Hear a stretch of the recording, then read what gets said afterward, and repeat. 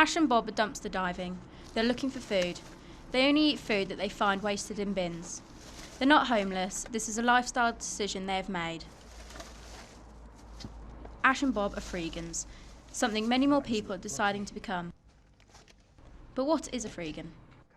To me, Freeganism means participation in the free economy. So it means giving for free and receiving for free. I think a lot of the publicity around Freeganism has been purely about dumpster diving, which is an aspect of Freeganism, but it's not. It's definitely not Freeganism in itself.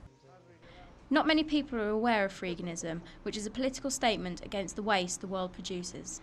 Today we're in lovely Wood Green town and we're about to go on a forage into the bins. This is my friend Bob, and I'm Ash, and bon appetit.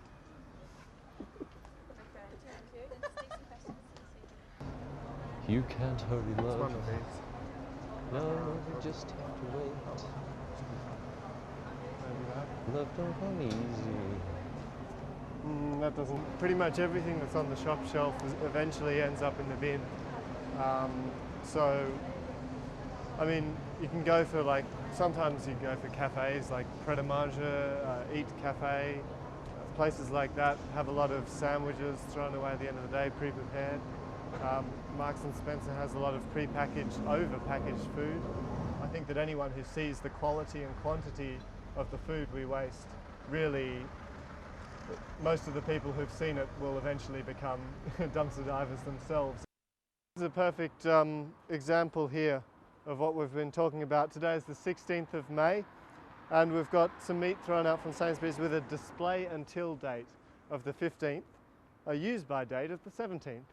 And so we've got 2 days where it's sitting in the bin, doing absolutely nothing. So yeah, basically with bread, tons and tons of bread gets thrown out because no one wants to buy day-old bread, but yet even if it's stale, you can put it in soup. You can make bread and butter pudding. You can do a number of things with it. There was this, which isn't that fruitful, but there's one good egg and one bad egg. So you can take the good one, obviously, and use that. Expires in June, so it's 1 month in date. And we can chuck the rest and just cook that one. Yeah. Yeah, it's often the case that you'll find packets of eggs, one egg breaks, and so the rest are yucky.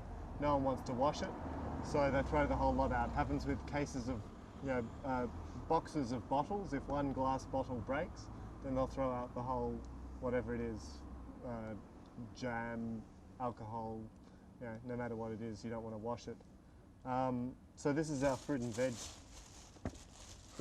bag. We've got a nice sort of rounded selection of things in here.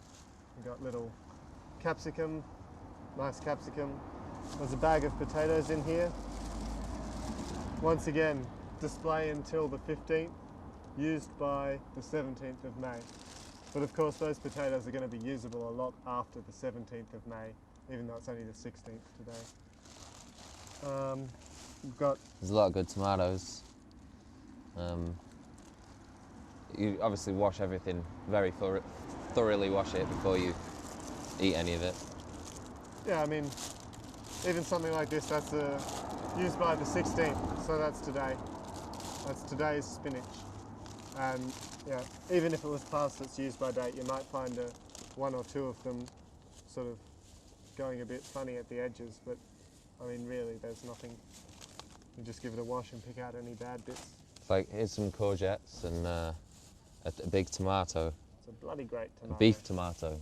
And there's no date on it, so you just look at it and you can see that it's edible, you know? It doesn't take too much common sense to figure that out. Dumpster diving is not extreme either. I mean, this was a very unusually poor find. As a society, it's extreme that we're throwing away 17 million tonnes of food every year. That's very extreme, but it's the truth. And I think we need to look for less extreme ways of living.